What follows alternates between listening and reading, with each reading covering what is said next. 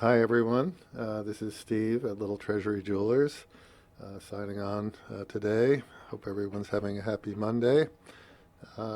Last week, we were on about a week ago, and we had a nice discussion about Bremont watches. It's one of the 20 some odd brands that we have here in the store. And I was mentioning that we had a pretty good experience with the brand so far. And I was able to chat largely about our experience with the brand as a retailer and some of their interactions with the various events that they put on and the connections with our customers.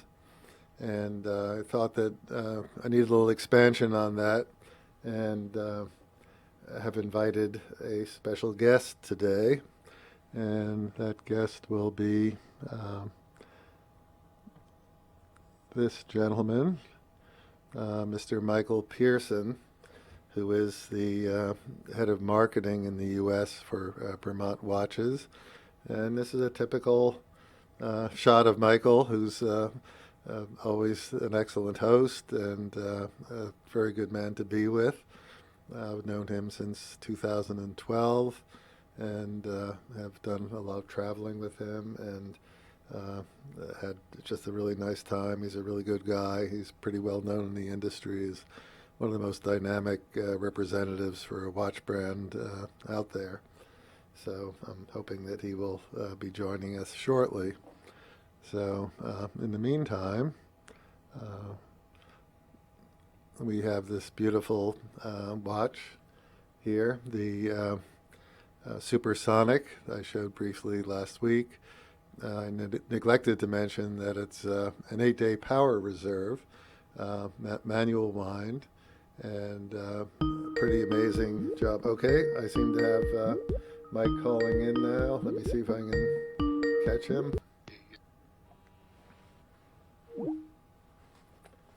Whoop.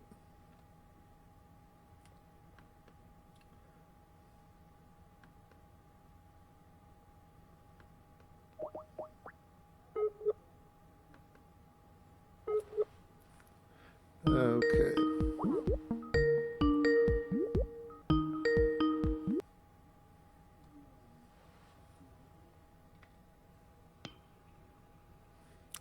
Okay, I think we have our man. Let's see if Hi we can. Steve, how you doing? I'm very well, thanks. And let's get you on the screen, get you up to size. Oh gosh, And there sorry. you are. Okay, you're looking good. And I think the sound is good. And how are you Uh, today, sir? yeah, it's going well today. I'm in Texas. I've managed to get the family away. I'm working from my home office today, so there Okay. shouldn't be too many disturbances. Okay, great. So uh, tell us a little bit about your background with Vermont. I of course know it, but I think the folks watching probably don't. And by Yeah, the way, sure. you do have someone greeting you there from England, Thomas Burnett. Oh, hi, how you doing, Thomas? Oh, I see. I've Okay. got my two screen. This is new to me as well, Steve. Yeah, And yeah. congratulations. Okay, so tell us a little bit about your background and involvement with Vermont, if you will. Sure. It started really way back in 2011. I was already living in America. I was working for another watch brand. And I just read the story of Nick and Giles in one of the local magazines, or one of the big watch magazines at the time. And I was in Basel. And it was brilliant. I was an Englishman living in America. And to see these two British guys trying to do something quite special within the watch industry was fantastic. So I saw them coming down the elevator in the Swiss Hotel, which is the middle area of Basel, and I just wanted to just say congratulations. And if there's anything you need, I'll do. And we became friends. And push come to shove, a few months later, where I was back in England for Christmas time, I met Nick. We had a pint, and he told me his story. And at the end of his story, I was like, what can we do to help each other? I was all ready to move back to the UK, believe it or not. There was another job offer, but I said to Nick, let's do a year. Let's see what we can do.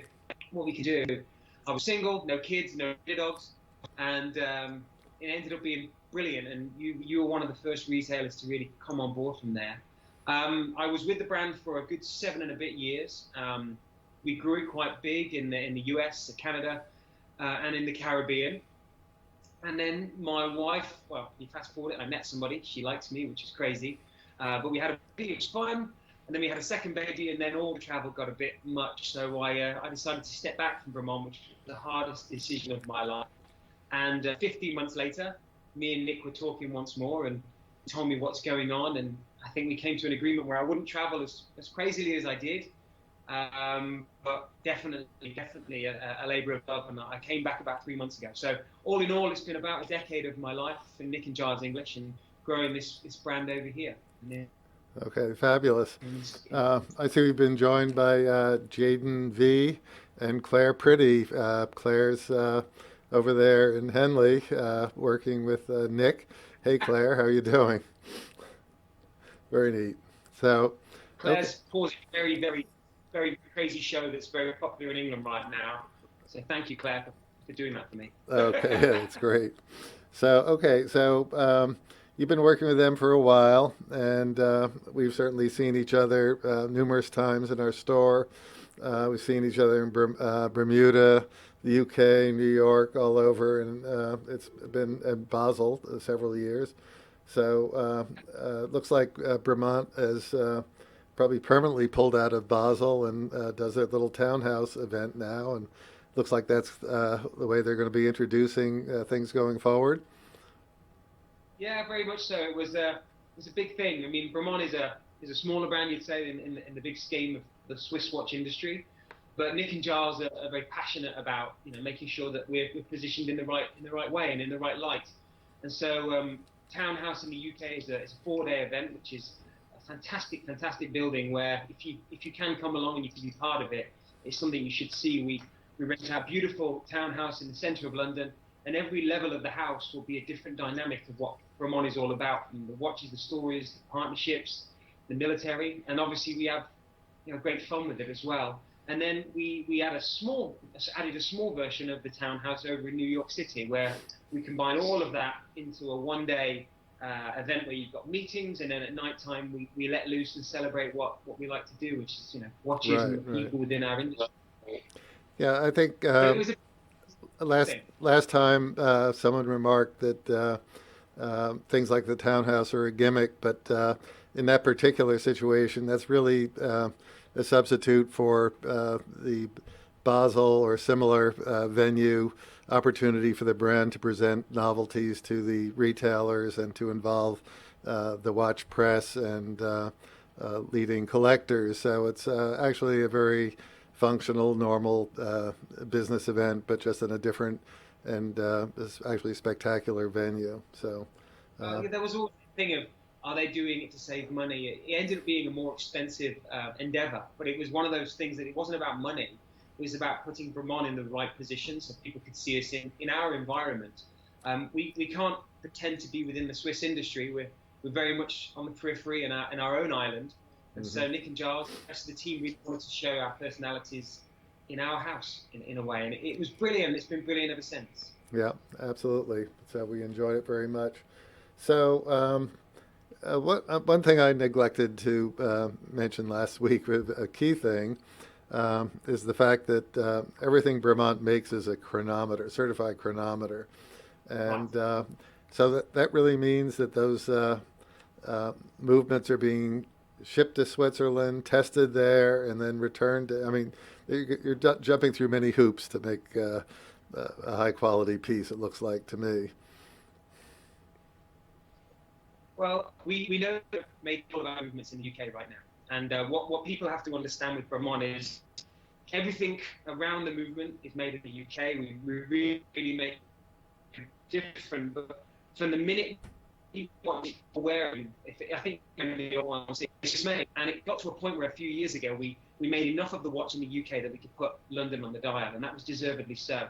And every year, more of the watch is being made in the UK. And we used to be called Bremont Watch Company for carrying the brand. And it was a big conscious decision that if we were going to showcase who we are and how we try and do things above and beyond, not just in terms of the casing or how we test them, but it's also how we protect the inside, and we really, really want to stand by the inside of the watch as well. And so it's a chronometer, and every single watch is a chronometer. The one thing that's changing over time now is that a lot more of our watches have parts or that we're doing in the UK. And so you'll see going forward that every single watch will still be chronometer rated. The certificates for some models we might have to bring our own in, and we are bringing our own in. But that's only because more of the watch, slowly but surely, but very, very beautifully, is being done in the UK. So the name Bremont chronometers still stands true today, because we believe that if we are going against these massive, massive companies that are out there, we can't compete with them in size. But in terms of quality on the inside, we can definitely make sure it's tested to the standards we're all used to. But on the outside, we try and make it a little bit stronger, more cleaner, and it's one of those things that really, really stood Bremont out from a lot of the brands. Sure.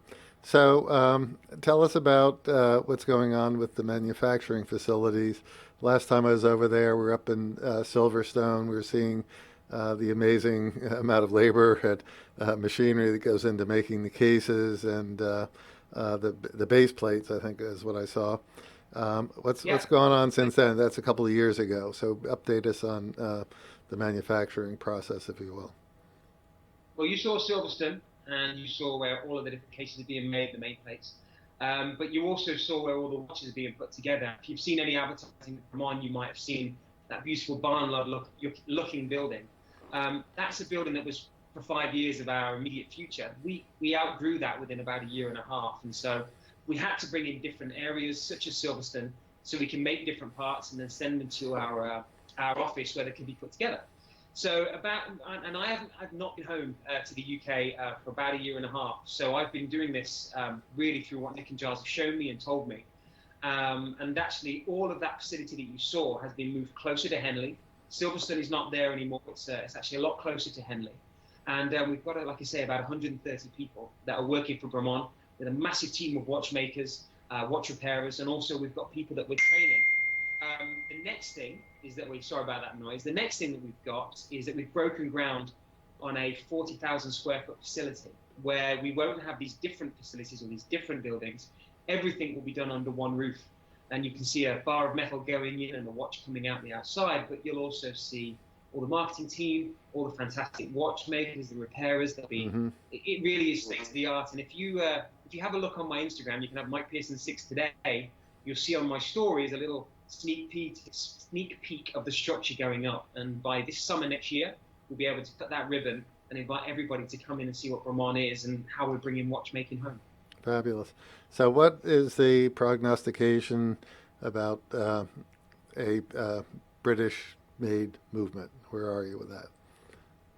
So we've had a gentleman on staff for about 5 years now called Mcdonald, and I'm sure some of your viewers and listeners and customers will know that name as a guy who's worked with the greatest of the great. He's from Northern Ireland, which is obviously part of the UK and Northern Ireland.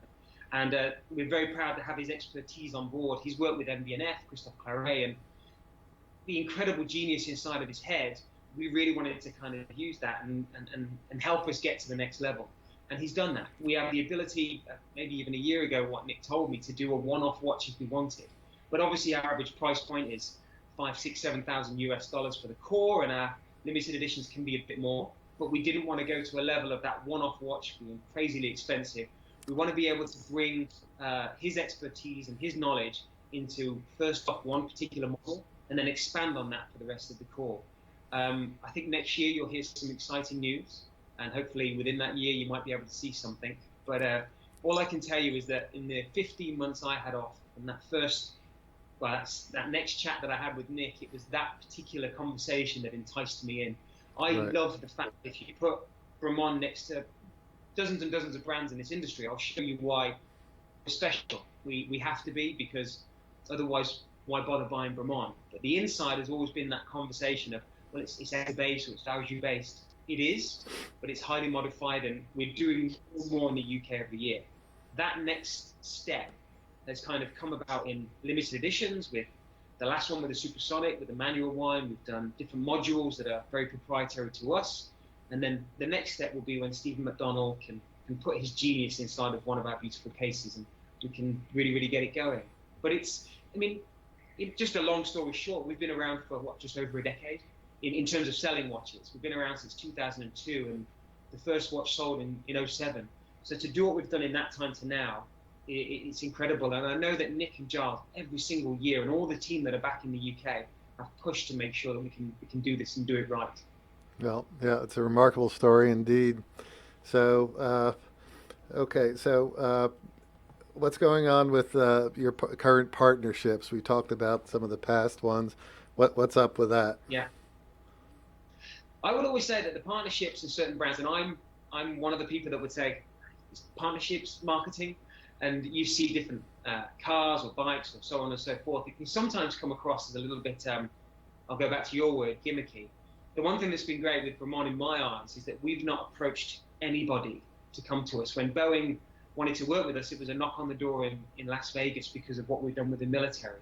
When Jaguar came to us, it's because they wanted to do clocks inside of their special edition cars to celebrate 75 years, and it snowballed. Norton was a celebration of the bike coming back to a British-owned family, and we've got more things coming on with motorcycles. The partnerships we've got inside of your showcases right now in terms of Boeing and Jaguar, they're part of who we are right now, and it's brilliant. Mm-hmm. The design, what they're made of, it's like I say, a brand of our size and age to be working with brands of that size and age is just magnificent. There are some things that are coming out in the future which will have a partnership at Edge, but I do know that Nick and Giles, and especially the collection which is in front of me right now, will be concentrating a lot more on that, and that's the exciting part. Okay, so but I'm sorry to interrupt you. What about the brand ambassadors? Who do you have working with you now? Well, the brand ambassadors is one thing which is quite weird as well from people's optics. You look at celebrities, and we don't have celebrities that are paid. We have real people who are actually we're supporting their efforts, we're supporting their missions, to say. So the S2000, the brand new S2000, which have just come out, hopefully you can see that. This will be launched next month in August. We had a gentleman called Ross Edgley, who is absolutely massive and one piece of muscle. He's the ultimate sportsman who swims around countries, and to have that kind of person to support what is wonderful. And the most impactful partner we've got right now, or two ambassadors, is being one. He's wearing this called Nim. His father is Nim Al Persia. He's an absolute legend. He's a Gurkha, which is part of the British Armed Forces, and he has an ability to cope with altitude better than anybody that has been before. And 14 of the world's tallest or highest mountains, over 8,000 feet. And there's 14 of them. And the last time they were all climbed, and he's doing it in about 7-8 months. And just recently, we were very proud to be becoming his main title sponsor for the entire rest of the mission. And he's doing it all with our 40mm diving watch on his wrist, and he wears the hat, and just to see what he's doing is great. And there are some brilliant podcasts out there, but there's one guy called Jason Heaton. He said it best recently. You can have ambassadors of certain watches, or you want to have a certain project so people understand who you are as a brand, and those types of things are very important to Nick and Giles. Okay, I'm just taking note of a couple of people. Carlos, a regular, has just signed in from Santiago de Compostela, if that is the correct pronunciation. Hello, Carlos. Good to see you, or hear from you. And how many watches does Bremont produce a year now? Is that public information, or is that closely held? Yeah. It's great. I mean, we're now up to about 10,000. When you first started selling the watches, it was about 3,000. So in that time since you've gone on there, we've grown, but we've grown well. Yeah. We're not saying we want to make a silly amount of watches. We still want every single person who wears it Vermont to feel like something unique. But yeah, it's up to 10,000 pieces. So it's quite exciting. And what about points of sale? Obviously, you must have the most retailers in the UK, but US, other countries. Where is this watch to be found? Besides Little Treasure. Being British, or living in America, we're very good at speaking our own language. So we've gone to those countries first. But the UK, it's home team. So there's all over the UK. We've got quite a few retailers. I think we're up to about 100 now, which is lovely. Maybe Mm-hmm. even more. In the you try and keep like yourself. We try and keep it quite special for your state or your city. So we've got all in all with the Caribbean, Canada, and America about 60 retailers. Mm-hmm. We're not every state. We're not in every big city. Some of the stores maybe aren't as savvy as you, Steve, to understand that some things are different out there, and we're really proud to be with you. But it really has to be, for us and our brand and the way the industry is right now, we've got to be with partners who can tell our story, and that's what you do. Mm-hmm. So, Michael, do you have any previews or some hints about what's coming up? What we're going to see between now and the end of the year, without getting in trouble? Well, we've always. I know that you've got a special watch with you today, the P51 limited edition. Which is, do you have it with you on your desk?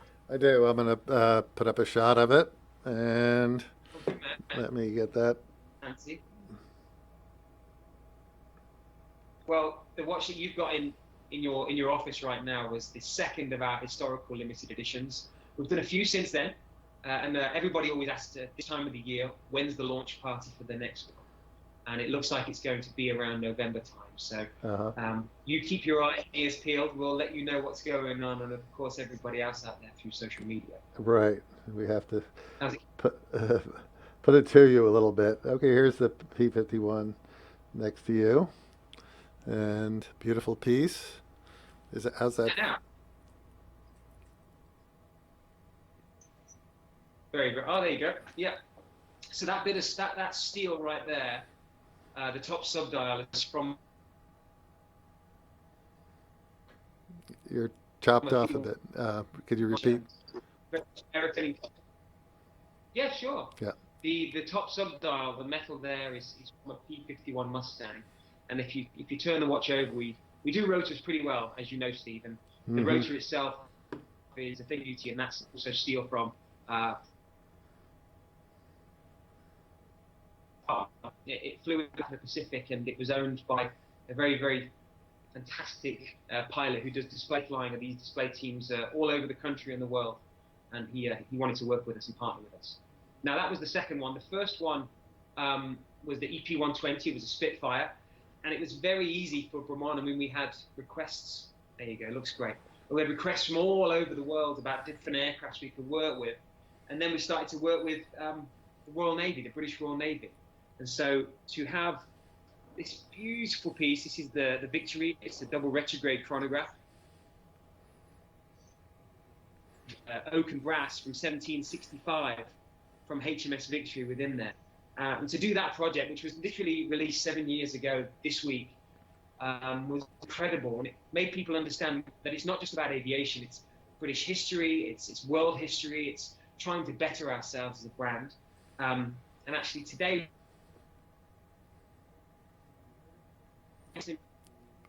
broke up a little bit there. Code. So, did you hear Bletchley Park? Yeah, a little bit.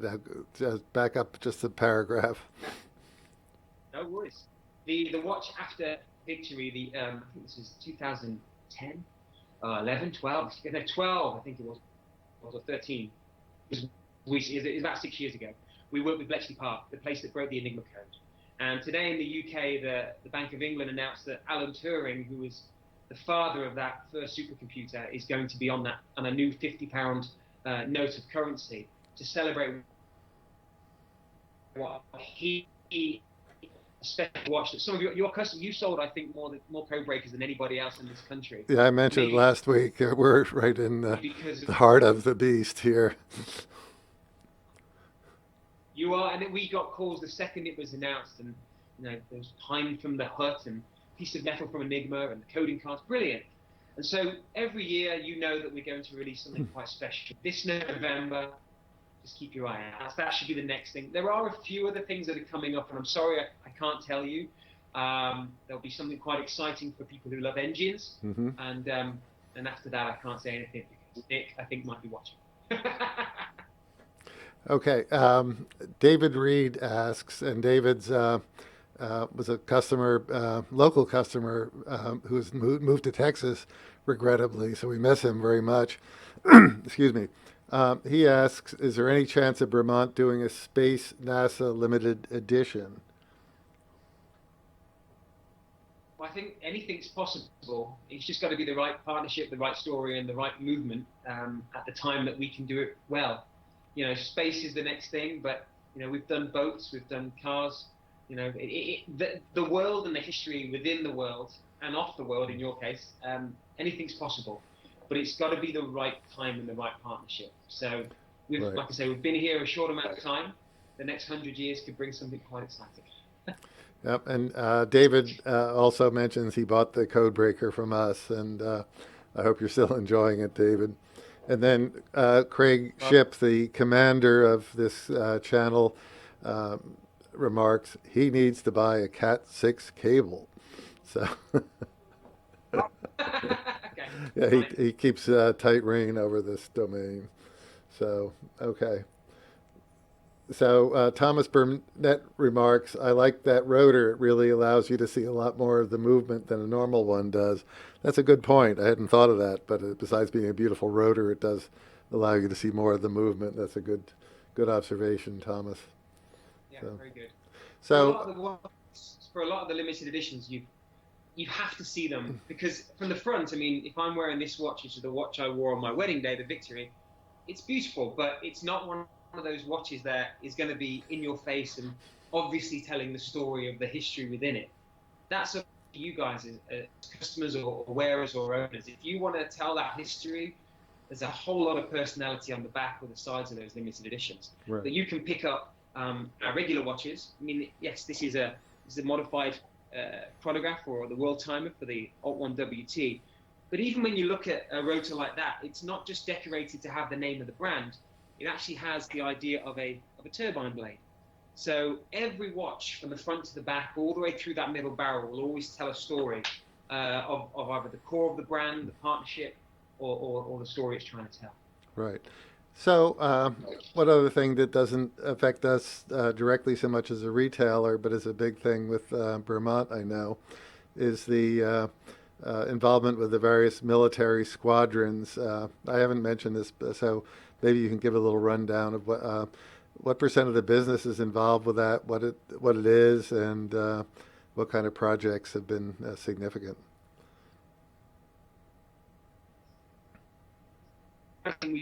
Long and short of it, we did just we do we're celebrating 10 years of working with Martin Baker this year, the ejection seat company.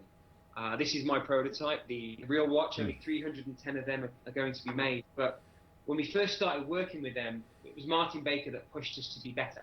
So the steel was strong, the crystal was nice, the case is tough, but it's still going to have a movement clasp onto steel. So what we had to do was create a movement case that would make it anti-shock and anti-magnetic and be able to work where these pilots go. And if that's seat handle, it has to work. And so all the watches were tested the same way. By doing that, we started to get a lot of calls, British military, and then a lot of US as well. So example, the US Navy School, which is the school that teaches Top Gun how to be Top Gun pilots. We had the U-2 squadrons. And now, fast forwarding 10 years, we make 10,000 watches a year, but a third of our business, which is amazing, are military squadron watches. Mostly American or British, just because of home team and because of the size of the military over here. But also we've worked with people in Australia, the Middle East, in Israel. It's absolutely incredible. And there are projects which I know that some have come through your door for service, are projects that we could never talk about because it's not the right thing to talk about. Well, we can talk about certain aircrafts, and that's how Boeing all came about. But we've worked with squadrons all over the world. And so when you talk about ambassadors, there is nothing better for Nick and Giles or myself to have a military pilot who will wear it in the cockpit and then go and have a nice meal with his family and know that not everybody, not anybody has got that watch unless him or his squadron really wanted to buy it. So the military side of the things has been a huge part of our growth. But it also gives everything Nick and Giles are trying to create validity. They are beautiful dials. I have some examples here. I know it's difficult to do in this forum, but these are just some of the examples of some of the dials we have there.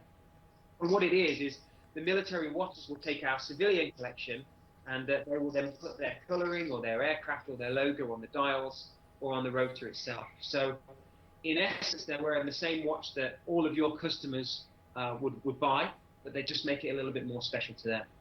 The cool thing on that side is that the pilots, they taught us, in all honesty, that they don't want to wear what everybody else has, which is why Vermont became such a big thing for the military squadrons.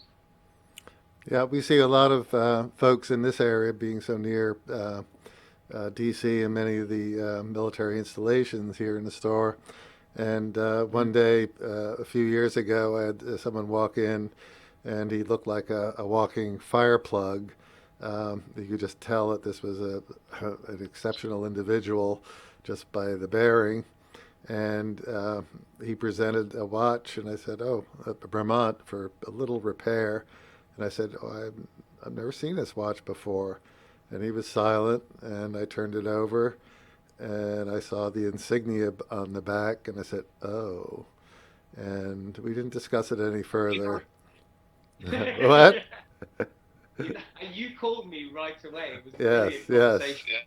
Yeah, so this was, But that happens to me too. I mean, I worked for the brand for the best part of a decade, and I had the same experience. I didn't know some of the partnerships we've had, and I think that's the best way. That yes, it would help be a page inside of a watch magazine or a story online, but we don't have to tell every story. It's right, just nice right. to know that we can do it. Yeah, and obviously the customers in many cases don't want that story out. So it was a very Oh yeah. interesting experience for us. So we helped him out, and he went on his way, and that's all we heard about it. So Yeah. Binyamja, Binyamj asks, what are the accuracy ratings of the movements? They're all chronometer rated. Yes. So as a standard, you're going to find with the Swiss industry. The thing that we're going to try and bring, obviously, is with our own movements going forward, or the way that we have to test our movements because of how much of the insides were made in the UK. We will be hopefully able to bring our own types of testing back. And through history, Q testing was very, very much a part of British watchmaking, and that would be the eventual goal. All I can tell you is that we try and go above and beyond with every part of Bremont. From the hardening of the steel to the accuracy of the movement. But when we're definitely still having to rely on some of the Swiss precision on the inside. But all we'll do with that is make sure it looks as good as it can, very, very much befitting of us. Mm-hmm. But we test it to their degrees until we can replace that with our own. Sure. So the commander of this channel, Mr. Shipp, asks, and this is his thing, what is the thinnest watch that's still heavy duty? It's quite good. It's a good question, actually. We've got a thicker case. People will always look at it in your showcase or online, and they'll look at it and think, "Oh, it's thick. It's not going to sit or fit." We have these beautiful lugs that come from the top. We have a triptych case, a three-piece case, but that middle barrel will make everybody, when you're looking at it, think it's really thick. It's not. Those lugs that come from the top really surround the wrist really nicely. So if you will read a list of ingredients of a Bremont, you might think, oh, it's thick, it's big, or this. Try it on. It's a very, very different feeling. The strongest heavy-duty watch, which is thin, in my opinion, would be twofold. Number one, it would be our entry level, which is the Solo, but you can see the finish is high polish. If I flip it over, you might be able to see those red dampeners. That's anti-shock as well. We created that case when we were with the America's Cup, so the sailors could have a really clean looking watch, but also go out there and sail with it. And that's as thin as it comes. I think it's about 14 millimeters, if I remember rightly. But if you look at the lugs and you put it on, it actually slides and really envelops your wrist very differently. The other side of it, and this is quite cool to see, is our brand new 34 millimeter ladies watch. Now, this might not be the watch you want, Mr. Shipp, but you can see right here, even though this is a fully functioning chronometer, we have a really, really thin, beautiful case. And again, it's one we have to develop over time and be better at, because our aesthetic is very, very much a Bremont DNA when you put it on the wrist. But if you're looking at thickness and it's something to worry about, come and try them on. We don't just do the 43 millimeter anymore. We will do a 40 millimeter, and that can come in the sports diving style, or we have a smaller version of the Solo that we call the Airco range, which is really, really cool. But they're not too thick. I think if you start looking at the diving watches, big chunk of metal, but they all fit. They all fit just about everybody's wrist. And the way that we've grown as a brand, we've got better at making sure there are better or other options for people who are used to something smaller and thin. Sure. Okay, so let's talk a little bit. I just want to make a couple observations. So, um, even early on working with Bremont, I had very much the sense, although it was one of the smallest companies we're working with and youngest, it was in many ways the most complete. I think I've told you that before, Mike. And by that I mean everything a retailer would want, from beautiful imagery that we could use for our promotions, um, wonderful newsletters to hand out to customers, and really outstanding packaging. I wish I had brought something out to show you. I'm sure, yeah, you have that, don't you, Michael? Leather pouches, yeah, British leather pouches, English leather. They're beautiful. They're useful. They usually include a strap changing tool, and many of the models include also an extra strap. And their strap collection is outstanding. And we sell many Bremont straps to people who don't own a Bremont. They're 22 and 20 millimeter, many different colors. They have a beautiful Temple Island rubber strap that looks like calf that people adore. It's really comfortable and supple and really nice. So, in terms of support for us as a retailer, support in terms of customer service, when you have your watch serviced, they do some amazing things. Michael, maybe you'd talk about that a little bit, about sort of the value added when you get your watch serviced by Vermont. Yeah, absolutely. It's the biggest thing for us as a company. We can't be the biggest, and we try and strive to be the best we can be. But I've always said that if we do the small things well, then everything else should fall into place. The good thing about our team, especially in the UK, we have the best of the best in terms of the professionalism. And if you call up the customer service team, you will get a direct answer. If you need to talk to somebody, you Steve, if you need an image, we've got the best photography, like you say, and the videos that will come are beautiful quality. The thing that helped the American retailer, or the customer as well, is we opened a boutique on Madison Avenue in New York City. Now, yes, a lot of people will think that's an expensive thing to do, but for a brand that's so heavily ingrained in the UK, it was important to have an outlet, not just to hear our story in our way in a city as big as New York, but also every circus item or every single watch that needs looking at can come through our boutique in New York City. And that's been great. So we have a full-time office manager, and even the boutique staff, even though, of course, they'll want to sell you watches, they'll also answer any questions about a customer of yours, Steve, because we want everybody to get the right experience. But sure. If we can get a watch that is, let's be honest, if it does break, you've done a good job on a Bremont. But if we can get it back to you quicker than what you thought and in a better condition, then that's absolutely wonderful.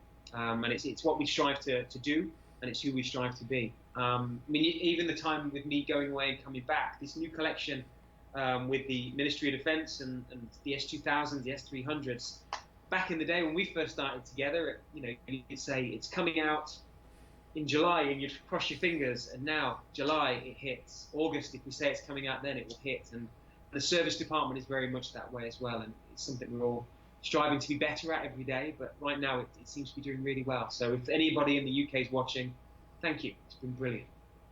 Okay, so just want to bring up, let's see if we can, I'm just deleted you. Doing my usual thing here. Remember this? Do you remember this piece? Which one? It'll come up in a minute. You haven't seen it yet. Can't see it. So, Vermont has a lot of things in the history. This is the rowing club model, the Henley piece. Should be up. The Leander. Yeah, so there are many little models like this tucked away in the historical collection, and they're very nice. But to me, I think they're beautiful. And I have another piece from the past. Oh yeah. Yeah. They only made 99 of them just before Of the 2012. yeah. Leander had trained 99 Olympians, so it's pretty cool. Yeah. And then this little one, this model's no longer made, but I always enjoyed it, and that beautiful dial color. Oh, That's not up yet. the whole BC and the FC, that you've got a really, really good customer, Mr. Berwick. If he's watching, great. But if not, just say hi. Yeah, I will. His particular love of Vermont started with that family, and that's gone Right. away now. But if you see one, they're brilliant. Yeah, really brilliant. Yeah. So, okay. So I think we've covered a lot of territory with you. Is there anything else you would like to add before you hop off and get back to doing your regular No, job? you know I like a chat, Steve. I'm always up You for it. do. So, no, I will say that when we talked about it just before we started recording, some people out there in the world maybe read on blogs or they've got their own opinion of certain parts of Vermont and maybe haven't held it. All I'd say is if you do get a chance to come to a store like Little Treasury and you get a chance to hold a Vermont, and hopefully you'll understand a little bit more about who we are and what we're trying to accomplish here. right. There's no pretense within it. It's all very much forward-facing, working hard, and trying to be the best we can be. Okay. So with that, Michael, I really appreciate your jumping on, and follow Craig's advice. Get that Cat 6 cable for the next one. It's got a little choppy along the way, but not bad. It was great. And love having you back aboard with the brand. It's we've always enjoyed you, and look forward to many more years. Thank you, Tom. Okay, take care. Okay. Let me get back on. Alrighty. Thank you all. And okay, Rich Winslow commenting he owns a Bremont and never worn a more solid watch. And thank you for the information. Okay, and Rich owns the U2. And David Reed, nice comment. I appreciate it. Cannot recommend Little Treasury enough. Great selection and amazing service. Well, we really try to make that happen, and you're a great person to deal with, David. Let me tell you that. We really, really enjoy you. And likewise, Bremont have been great to me as a customer. So that's really, really good to hear. So let's move on a little bit. I have a couple things I want to bring up, and take me just a sec to get myself back on the beam here with my materials.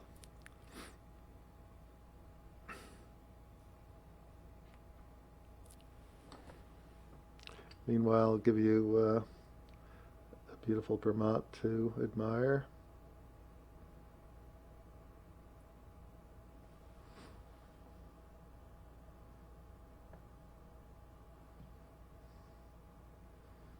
There we go.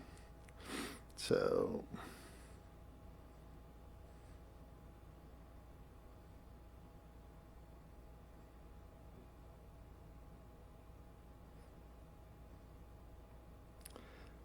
this is just a fun thing.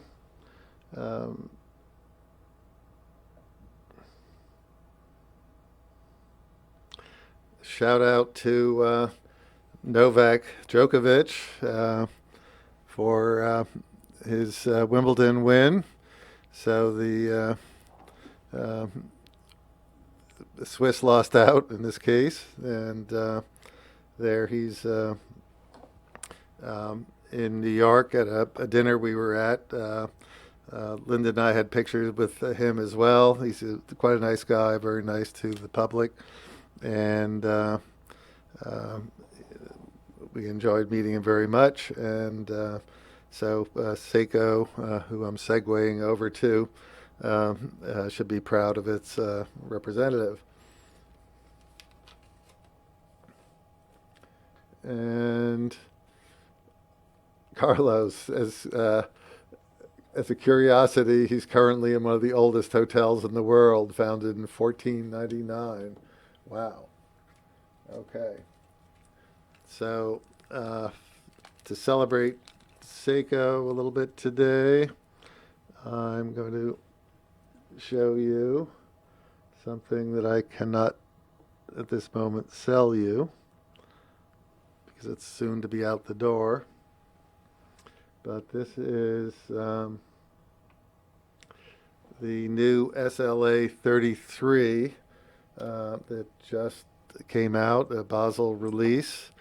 And this was one of the pieces that I was mentioning that it would be difficult for us to, or it may be impossible for us to get when we met them in Basel.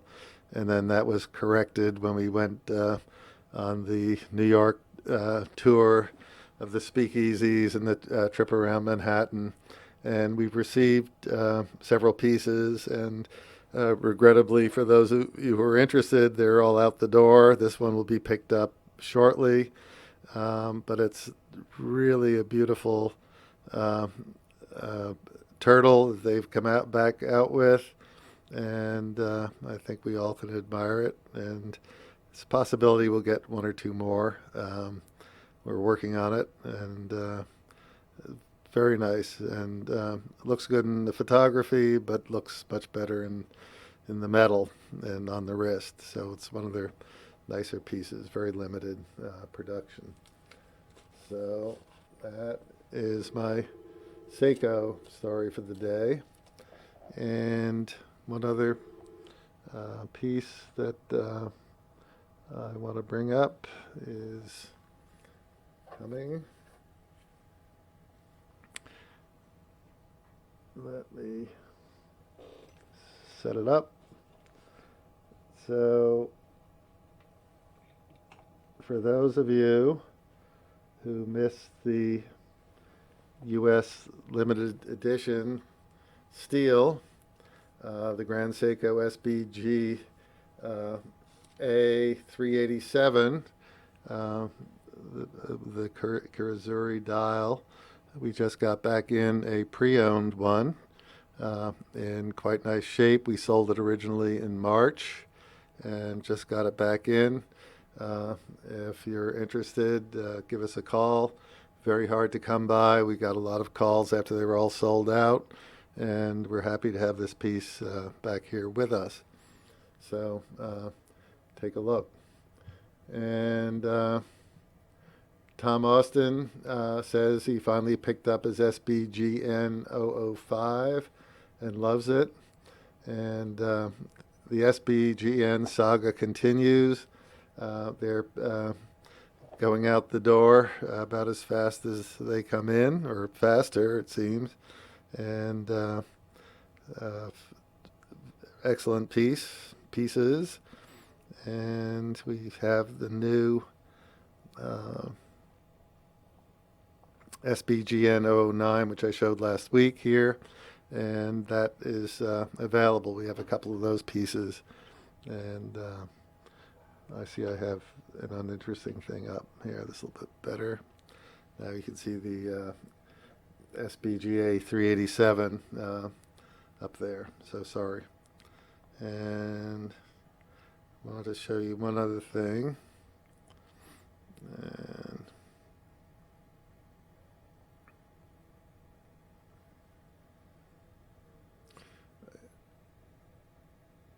let Grand Seiko know we need a day-date spring drive. Okay, I will let them know. And Craig, the watch is not on the screen. It should be now. Sorry about that. Got a lot of moving parts here as usual. And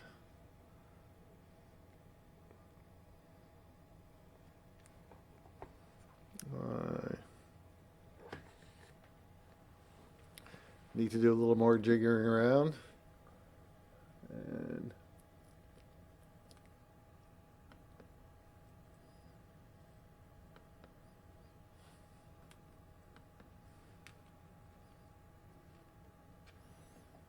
be there in a sec.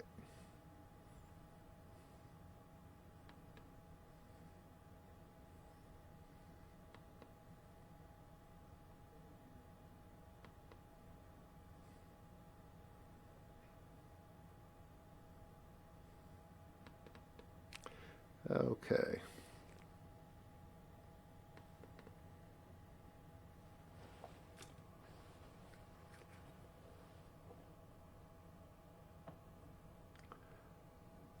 I just wanted to make note of the new announcement from Grand Seiko about the SBGE245, and it's the new iteration of the or variant from the SBGE201 with the black dial. This is the model with the 44 millimeter wide with a sapphire bezel, and now it's in a stunning blue with a blue sapphire bezel, really remarkable, and 18 karat gold bezel with a gold crown as well. Not for the faint of heart price-wise. We're talking about 11.5, and it's coming out in September. But if you're into blue watches with gold accents, this is a pretty nice piece. So, and yes, I do. I have the. He's asking about the MB2 with orange barrel and a steel bracelet in stock. We have it without the steel bracelet in stock. We can easily put a steel bracelet on it or order it in a day or two if you're interested, Binyam. And a fabulous watch, and highly recommended as sort of the iconic Bremont watch out there. And nobody doesn't love the MB2 with orange barrel, believe me. So that is, now we never got, okay. I'm not seeing my Grand Seiko. Let's see. There we go. Looks like my viewing screen seizes up when we get to so many minutes out. So, all right. I think I'm getting close to the end of this soiree with you all, and I hope you've enjoyed it. We will continue to work through our brands, and I'm very open to requests, what we bring on. Good advice from Craig about getting Skypers equipped with hardwired instead of trying the wireless, and we'll try to do that. Okay, so I am going to depart and wish you all well. Have a great week, and I'll at least beyond next week. I'll try to do something a little bit later this week, but that promise never seems to pan out totally. So with that, au revoir, goodbye, have a good week.